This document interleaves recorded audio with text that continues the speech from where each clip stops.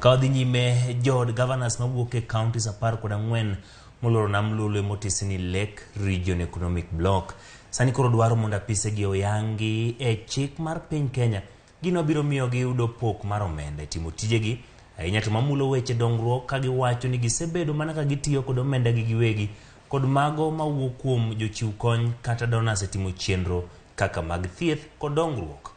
Minego mabende osekelo lokruok mathoth e counties go gi eromo margi Kisumu ginyiso geno margi ni ka oket tenge aguchgi mar pesa gibiro yaro bedegi kendo konyo ganda buora mago moting'o jogo man kod kit ng'ol mon liete kod jomamoko. County First Ladies Association. We do not have funding to take care of our people. Every time the community views us as people equal to the governor, and that is not true. The governor is the person that they elected.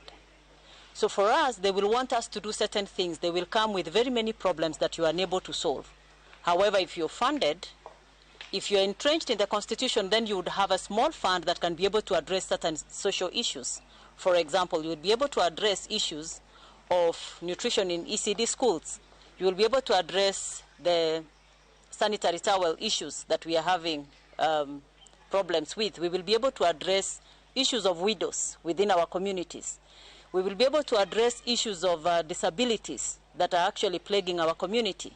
We have children, especially those with cerebral palsy, who are still in their homes. They have not been taken out. It is women who are able to see these and are able to actually react to that. Now, it is difficult for us